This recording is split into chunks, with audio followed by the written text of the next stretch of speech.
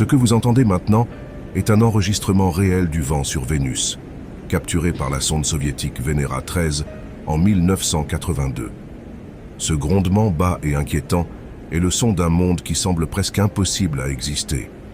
Un endroit où le sol est assez chaud pour faire fondre du métal, l'air est assez dense pour écraser un humain et les nuages déversent de l'acide. Mais voici la partie folle. Des humains y sont allés. Eh bien, pas physiquement, mais nous avons envoyé des machines pour atterrir, survivre, et même renvoyer des images et des sons depuis la surface de cette planète infernale. Alors pourquoi avons-nous fait cela? Pourquoi l'Union soviétique a-t-elle passé des décennies à se focaliser sur Vénus, investissant du temps, de l'argent et certaines des technologies les plus avancées de l'époque dans des missions qui, pour la plupart, se sont soldées par des échecs? Qu'est-ce qui rendait cette planète si précieuse? Les années 1960 et 1970 ont été une période intense pour l'exploration spatiale. C'était un domaine tout nouveau, et le fait de découvrir comment construire des machines capables de survivre dans des environnements inexplorés et hostiles poussait l'ingénierie à ses limites. Des pays comme les États-Unis et l'URSS étaient en plein milieu de la course à l'espace, lançant des missions non seulement pour montrer leur puissance technologique, mais aussi parce qu'il y avait une véritable crainte que l'espace puisse devenir le prochain champ de bataille. Pour l'Union soviétique, l'une des premières grandes cibles n'était ni Mars ni la Lune, mais Vénus. À l'époque, les astronomes savaient à peine quoi que ce soit sur notre planète sœur, parce que son atmosphère épaisse et nuageuse cachait tout à la vue. Les Soviétiques ont lancé leur ambitieux programme Vénus, connu sous le nom de Venera, avec le lancement de Venera 1VA en février 1961. Le début semblait prometteur, mais le deuxième étage de la fusée a échoué peu après le décollage, et l'engin spatial n'a jamais atteint l'orbite terrestre. L'URSS a rapidement balayé cet échec sous le tapis, agissant comme si cela faisait partie du plan. 9 jours plus tard, ils ont réessayé. Cette fois, ils ont lancé Venera 1, qui a réussi à échapper à l'orbite terrestre et à se diriger vers Vénus. Cependant, quelques mois avant le survol prévu, Venera 1 a perdu le contact radio, l'empêchant de renvoyer des données. Cela a établi un schéma de défi pour le programme Venera. Les 2 missions suivantes, faisant partie de la série 2MV1, ont réussi à atteindre l'orbite terrestre, mais n'ont pas pu s'en libérer en raison de problèmes de moteur, finissant par retomber sur Terre. La situation s'est détériorée davantage lorsque le 3e étage de la fusée pour Venera 2MV2 numéro 1 a explosé en vol, détruisant l'engin spatial. Les Soviétiques ont essayé à nouveau, lançant 2 autres sondes. Les 2 missions ont également échoué à quitter l'orbite terrestre et se sont écrasées sur la planète. En 1965, ils étaient prêts à tenter leur chance une fois de plus. Cette fois, Venera 2 a réussi à atteindre Vénus, mais, comme ses prédécesseurs, des problèmes de communication ont condamné la mission. L'engin spatial a perdu son lien de données avant de pouvoir envoyer des informations. Ensuite, il y a eu Venera 3. Elle est allée jusqu'à l'atmosphère avant que les communications ne s'arrêtent. Même ainsi, l'engin spatial a techniquement atterri, ou s'est écrasé, devenant le premier objet fabriqué par l'homme à atteindre la surface d'une autre planète. Pas exactement une victoire éclatante, mais tout de même un jalon. Une autre sonde Venera lancée plus tard cette année-là a échoué spectaculairement, s'écrasant quelque part en Pennsylvanie. À ce moment-là, le programme courait au coude à coude avec le programme Mariner de l'Amérique, qui explorait Mars et effectuait des survols de Vénus. Mais en 1967, les Soviétiques ont finalement eu une percée. Venera 4 est entré avec succès dans l'atmosphère de Vénus et a transmis des données pendant sa descente, marquant l'histoire comme la première transmission interplanétaire. Cependant, la célébration n'a pas duré longtemps. 5 jours plus tard, une autre sonde a échoué à s'échapper de l'orbite terrestre et s'est écrasée. En 1969, quelques mois avant que les États-Unis n'atterrissent sur la Lune, 2 autres sondes soviétiques ont réussi à renvoyer des données depuis l'atmosphère de Vénus, avant d'être écrasées par la pression extrême de la planète. Enfin, en 1970, après 14 tentatives et 11 échecs, un taux de réussite stupéfiant de seulement 21%, les Soviétiques ont atteint leur objectif. Venera 7 est devenue la première sonde à atterrir sur Vénus et à transmettre avec succès des données depuis sa surface. Elle a réussi à envoyer des signaux pendant 23 minutes avant d'être écrasés et fondus par la chaleur et les pressions accablantes. Des conditions bien pires que ce que quiconque avait prévu. Mais encore une fois, cette victoire a été suivie d'un autre revers. 5 jours seulement après le succès de Venera 7, sa sonde jumelle n'a pas réussi à échapper à l'orbite terrestre et s'est écrasée à nouveau. Le prochain véritable succès n'arriverait qu'en 1972, lorsque Venera 8 atteignit la surface de Vénus et transmit des données pendant un solide 50 minutes avant d'être finalement fondu et écrasé par les conditions extrêmes de la planète. Pour mettre cela en perspective, à cette époque, les États-Unis envoyaient déjà régulièrement des astronautes sur la Lune. Non seulement ils avaient atterri plusieurs fois avec succès sur la surface lunaire, mais ils avaient également amené 2 voitures, les Lunar Roving Vehicles, permettant aux astronautes de se déplacer. Une 3e voiture suivrait lors de la dernière mission Apollo, quelques mois plus tard. Pendant ce temps, les Soviétiques affrontaient un autre revers. Leur prochaine sonde explosa en tentant d'entrer dans son orbite d'injection. Entre 1975 et 1983, les Soviétiques commencèrent à perfectionner leur mission vers Vénus. Après des années d'échecs, ils commençaient enfin à comprendre comment survivre, ne serait-ce que brièvement, sur la surface de ce monde impitoyable. Les missions durant cette période n'étaient pas seulement axées sur l'atterrissage, mais également sur la science. Les Soviétiques étaient déterminés à obtenir des images, des échantillons de sol et des données atmosphériques permettant à l'humanité de mieux comprendre la planète Vénus. Certaines de ces sondes d'atterrissage étaient équipées d'instruments pour analyser la composition chimique de la planète et même de caméras en couleur pour capturer ce à quoi ressemblait réellement la surface. Mais même avec des conceptions améliorées, Vénus ripostait toujours. Un problème récurrent touchait de nombreuses missions. Le capuchon de l'objectif des caméras ne se détachait pas.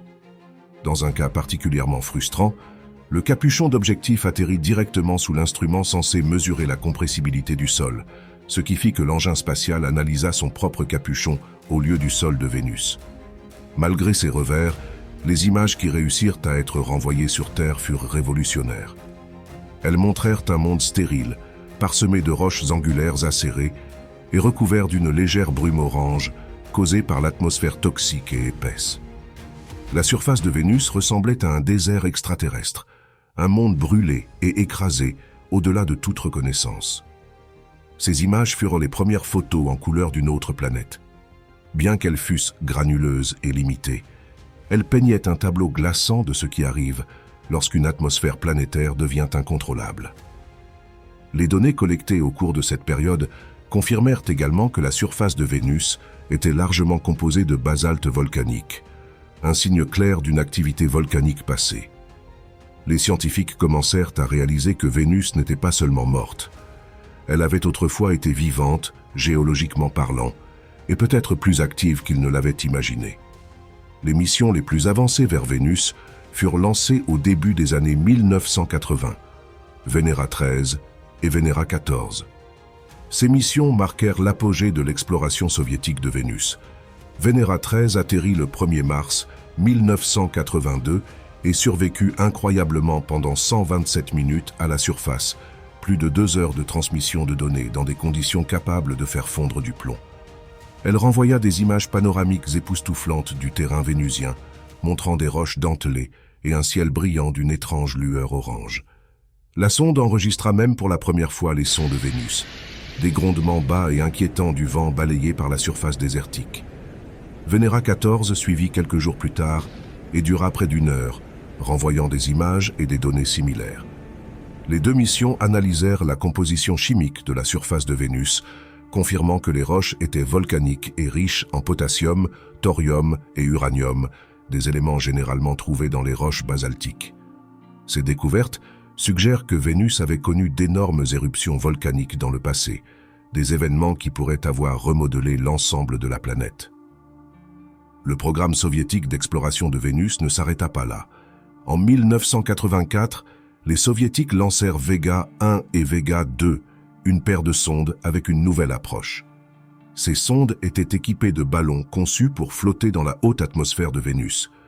Contrairement à la surface, qui est un véritable four infernal, la haute atmosphère de Vénus est relativement douce, avec des températures et des pressions similaires à celles de la Terre, à environ 50 km au-dessus du sol. Les ballons flottèrent pendant plusieurs jours, dérivant sur les puissants vents de Vénus et renvoyèrent des données précieuses sur l'atmosphère de la planète. Cet accomplissement fut remarquable. Pendant un bref moment, l'Union soviétique ne se contentait pas de survivre sur Vénus, elle explorait également ses cieux. Mais à la fin des années 1980, l'obsession soviétique pour Vénus prit fin. L'effondrement de l'URSS entraîna la fin du financement pour des missions spatiales ambitieuses, et Vénus, autrefois symbole de la détermination soviétique, fut laissée de côté. Pendant des décennies, aucune mission majeure ne retourna sur la jumelle ardente de la Terre, et Vénus tomba dans l'oubli alors que Mars devint le nouveau centre d'intérêt pour l'exploration spatiale. Cependant, les découvertes réalisées au cours des missions Venera et Vega posèrent les bases de tout ce que nous savons aujourd'hui sur Vénus. Elles révélèrent un monde de chaleur extrême, de pression écrasante et de plaines volcaniques, une planète qui autrefois aurait pu ressembler à la Terre avant de devenir une mise en garde sur ce qui peut se produire lorsque l'effet de serre devient incontrôlable. Plus récemment, Vénus est revenue sur le devant de la scène grâce à une découverte surprenante dans son atmosphère. En 2020, des scientifiques annoncèrent la détection de gaz phosphine haut dans l'atmosphère de la planète.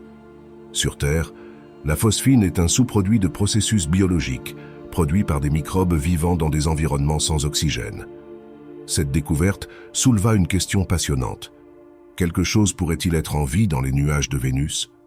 Bien qu'il soit peu probable que la phosphine seule prouve l'existence de la vie, cela suffit pour inciter les scientifiques à examiner à nouveau cette planète. Si la phosphine ne provient pas de la vie, elle doit alors avoir été créée par un processus chimique ou géologique inconnu, quelque chose que nous n'avons vu nulle part ailleurs dans le système solaire. Quoi qu'il en soit, c'est un mystère qui mérite d'être résolu, et il a ramené Vénus au centre de l'exploration planétaire. La NASA a annoncé 2 missions importantes, Da Vinci et Veritas, prévues pour le début des années 2030. La mission Da Vinci, Deep Atmosphere Venus Investigation of Noble Gases, Chemistry and Imaging, enverra une sonde qui descendra à travers l'atmosphère de Vénus, en prenant des échantillons et en retournant des mesures jusqu'à la surface. Ces données seront essentielles pour comprendre l'origine et l'évolution de l'atmosphère de Vénus, ainsi que ses différences avec celles de la Terre et de Mars. Avant d'atteindre la surface, la sonde capturera des images haute résolution du terrain rigide de la planète, connues sous le nom de Tesserae, qui sont des zones d'intérêt, car elles pourraient représenter certaines des caractéristiques géologiques les plus anciennes de Vénus. La mission Veritas, Venus Emissivity, Radio Science, INSAR, Topography and Spectroscopy, est prévue pour orbiter autour de Vénus et fournir des données pendant environ 2 ans et demi. Ses objectifs scientifiques incluent l'étude de l'eau passée et présente, l'activité volcanique récente ou actuelle, ainsi que l'évolution géologique de Vénus. Veritas aura une orbite basse et circulaire autour de Vénus, permettant à ses instruments de collecter des cartes globales à haute résolution de la surface, cachées sous les nuages épais. L'Agence spatiale européenne, ESA, contribue également avec sa mission Envision, qui sera lancée au début des années 2030. Envision vise à étudier la surface et le sous-sol de Vénus, à analyser son activité géologique et à mieux comprendre l'évolution de la planète. Cette mission complétera les efforts de la NASA en fournissant une compréhension plus globale de Vénus. Les entreprises privées rejoignent également cette aventure. Par exemple, Rocket Lab a annoncé son intention de lancer une petite sonde vers Vénus, potentiellement dès 2025. Cette mission vise à étudier l'atmosphère de la planète et à rechercher des signes de vie, en se concentrant sur les couches nuageuses où les conditions pourraient être plus tempérées. Ces prochaines missions marquent un engagement renouvelé envers l'exploration de Vénus. Les données collectées seront cruciales pour comprendre pourquoi, malgré ses similitudes avec la Terre, Vénus est devenue un environnement si hostile. Les connaissances acquises pourraient également éclairer notre compréhension du climat terrestre et de la possibilité d'habitabilité des exoplanètes ayant des caractéristiques similaires. L'idée d'une habitation humaine sur Vénus a longtemps été écartée en raison de ses conditions de surface extrêmes. Des températures avoisinant les 465 degrés Celsius, 669 degrés Fahrenheit, des pressions 92 fois supérieures à celles au niveau de la mer sur Terre et des nuages d'acide sulfurique. Cependant, des discussions récentes ont envisagé la possibilité d'une présence humaine dans l'atmosphère supérieure de Vénus. Environ 50 km, 31 miles, au-dessus de la surface, la pression atmosphérique et la température sont beaucoup plus similaires à celles de la Terre. Cette région, souvent appelée la zone habitable de l'atmosphère de Vénus, présente une opportunité intrigante pour l'exploration humaine ou même une éventuelle colonisation.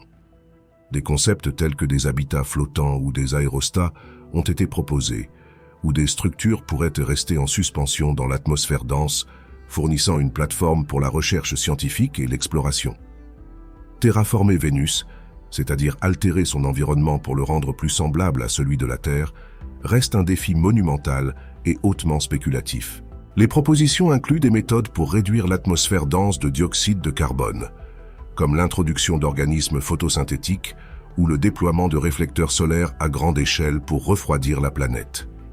Cependant, ces idées dépassent actuellement nos capacités technologiques et nécessiteraient des ressources et des délais sans précédent. Pour l'instant, l'accent reste mis sur l'exploration robotique afin de recueillir davantage de données sur l'atmosphère, la géologie et le potentiel d'habitabilité passé de Vénus. Les missions à venir fourniront des informations essentielles qui pourraient orienter les futures initiatives d'exploration ou d'habitation humaine. Malgré tout ce que nous avons appris, Vénus reste l'une des planètes les plus mystérieuses de notre système solaire. La plupart des données que nous avons sur sa surface proviennent d'anciennes missions soviétiques et de scans radars, et pourtant, nous n'avons littéralement fait que gratter la surface. Sous les épais nuages et les plaines volcaniques, Vénus pourrait encore receler des réponses sur son passé, son intérieur et des processus que nous n'avons jamais vus ailleurs. Il y a de nombreux indices, mais aucune réponse claire, et c'est ce qui rend Vénus si fascinante. Pour commencer, Vénus n'est peut-être pas aussi morte que nous le pensons. Bien que ces plaines volcaniques paraissent anciennes, certaines preuves suggèrent que Vénus est encore géologiquement active. Des cartes radars récentes montrent des points lumineux à la surface qui pourraient être de nouvelles coulées de lave solidifiées, laissant entrevoir des éruptions volcaniques en cours. Les scientifiques pensent que Vénus pourrait avoir des réinitialisations volcaniques massives, où la chaleur s'accumule sous sa croûte avant d'éclater en événements à l'échelle planétaire. Ce type de resurfaçage global pourrait s'être produit il y a des centaines de millions d'années, ou il pourrait encore se produire aujourd'hui. Si nous pouvions confirmer une activité volcanique récente, cela changerait tout. Des volcans actifs pourraient expliquer certaines des étranges substances chimiques dans l'atmosphère de Vénus, comme les composés soufrés qui sont constamment réapprovisionnés. Comprendre comment Vénus libère sa chaleur interne pourrait également nous aider à comparer sa géologie à celle de la Terre et à comprendre comment des planètes similaires se comportent sous une pression extrême. Sous la surface, la structure interne de Vénus reste un autre mystère. La Terre possède un noyau, un manteau et une croûte qui sont constamment en mouvement grâce à la tectonique des plaques.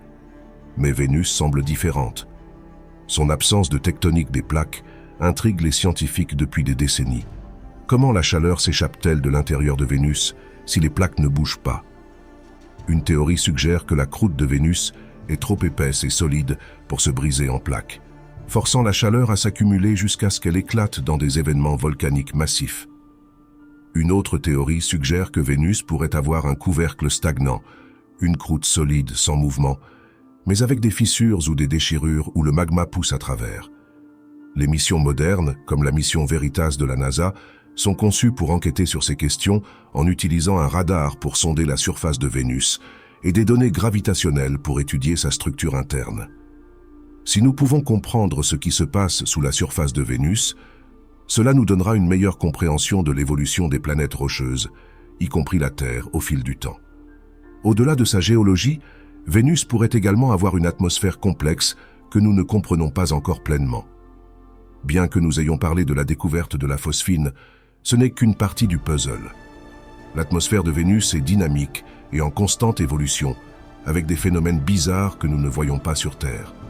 Par exemple, les vents superrotateurs dans la haute atmosphère de Vénus se déplacent à des vitesses de plus de 400 km/h, faisant le tour de la planète en seulement quelques jours. Les scientifiques ne savent pas pourquoi l'atmosphère de Vénus se comporte de cette manière, et la comprendre pourrait nous donner des indications sur les systèmes météorologiques d'autres planètes. Il y a aussi le mystère des vortex polaires de Vénus, des tempêtes tourbillonnantes géantes au pôle de la planète, qui se comportent de manière étrange et imprévisible. Ces tempêtes sont comme des ouragans, mais beaucoup plus stables, existant pendant des années. Des observations récentes de la sonde japonaise Akatsuki ont révélé que ces vortex sont façonnés par des différences de température et des schémas de vent complexes, mais nous ne comprenons toujours pas pleinement leur structure ou leur origine. Étudier l'atmosphère de Vénus, y compris ses tempêtes, nous aide à modéliser des systèmes météorologiques extrêmes et à mieux comprendre les atmosphères planétaires, y compris la nôtre. Un autre aspect étrange de Vénus est l'absence de champ magnétique. Le champ magnétique de la Terre nous protège des radiations solaires et joue un rôle clé dans le maintien de notre atmosphère. Vénus, malgré sa taille et sa composition similaires à celle de la Terre, n'a pas de champ magnétique détectable. Cela a entraîné le dépouillement de son atmosphère par les vents solaires sur des milliards d'années, laissant Vénus exposée et vulnérable. Mais pourquoi Vénus n'a-t-elle pas de champ magnétique? Une possibilité est que le noyau de Vénus, qui devrait être en fusion comme celui de la Terre, ne bouge pas de la même manière. Sans un noyau convectant en fusion, Vénus ne peut pas générer un champ magnétique, et cela pourrait avoir été l'un des facteurs clés de son déclin. Étudier le noyau de Vénus et son absence de magnétisme pourrait aider les scientifiques à comprendre pourquoi certaines planètes développent des champs protecteurs, alors que d'autres n'en ont pas. Une question cruciale alors que nous étudions la potentielle habitabilité des exoplanètes dans d'autres systèmes solaires. Enfin, Vénus présente l'un des plus grands mystères de tous. A-t-elle été habitable un jour? Vénus aurait pu avoir des océans il y a des milliards d'années, mais des preuves croissantes suggèrent que Vénus est restée habitable bien plus longtemps que ce que l'on croyait auparavant. Des modèles climatiques récents indiquent que Vénus aurait pu avoir de l'eau liquide pendant jusqu'à 2 milliards d'années, amplement de temps pour que la vie évolue. Si cela est vrai, cela signifierait que Vénus a été potentiellement la première planète habitable du système solaire, bien avant que la Terre ne devienne le monde florissant que nous connaissons aujourd'hui. À un moment donné, quelque chose a changé. Les océans de Vénus se sont évaporés et l'atmosphère est devenue dominée par le dioxyde de carbone, déclenchant l'effet de serre incontrôlé qui l'a transformé en l'enfer que nous voyons aujourd'hui. Mais qu'est-ce qui a causé ce changement? Était-ce un événement volcanique massif? L'augmentation progressive de la luminosité du Soleil a-t-elle lentement fait bouillir l'eau de Vénus? Ou était-ce autre chose entièrement? Ces mystères font de Vénus bien plus qu'un simple avertissement. C'est un monde de potentiel scientifique inexploité. Chaque question sans réponse sur Vénus nous rapproche un peu plus de la compréhension de la façon dont les planètes se forment, évoluent et, dans certains cas, meurent. C'est un rappel que même les environnements les plus extrêmes peuvent contenir des leçons précieuses. Vénus nous pousse à réfléchir différemment à la vie, à l'habitabilité et à l'équilibre délicat qui rend la Terre si unique. Avec la technologie moderne et de nouvelles missions à l'horizon, nous sommes enfin prêts à retourner sur Vénus et à découvrir les réponses qui nous ont échappé pendant si longtemps. Vénus est importante parce qu'elle nous met au défi de résoudre certains des plus grands puzzles de la science planétaire. Elle offre un aperçu de ce qui pourrait arriver si nous perdons le contrôle du climat terrestre. Elle pourrait même nous aider à trouver des indices sur la vie dans les endroits les plus inattendus. Malgré toute sa chaleur, sa pression et son hostilité, Vénus reste l'un des mondes les plus importants et les plus fascinants de notre système solaire.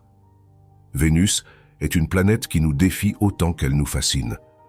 Pendant des décennies, elle a été rejetée comme un monde hostile et mort, un endroit trop dangereux et extrême pour une exploration significative. Mais, comme nous l'avons vu, Vénus recèle bien plus que sa chaleur brûlante et sa pression écrasante. C'est une planète avec des histoires inscrites à travers ses plaines volcaniques, des mystères tourbillonnant dans ses nuages toxiques et des secrets enfouis profondément sous sa croûte.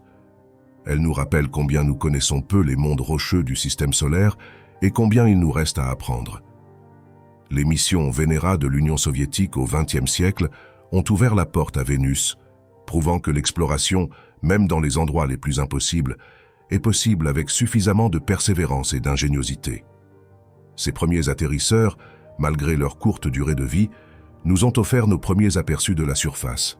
Un désert volcanique désolé sous des nuages épais de dioxyde de carbone.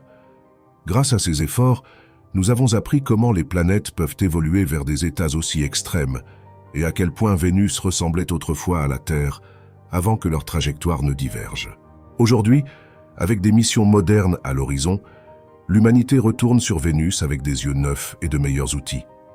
Les missions Da Vinci et Veritas de la NASA, ainsi que la mission Envision de l'Agence spatiale européenne, révéleront Vénus d'une manière que nous n'avons jamais vue auparavant.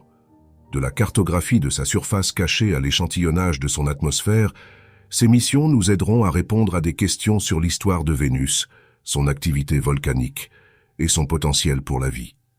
Si Vénus avait autrefois des océans et un climat tempéré, nous devons comprendre ce qui s'est mal passé. Vénus a-t-elle jamais abrité la vie? Quelque chose pourrait-il encore survivre dans ces nuages aujourd'hui?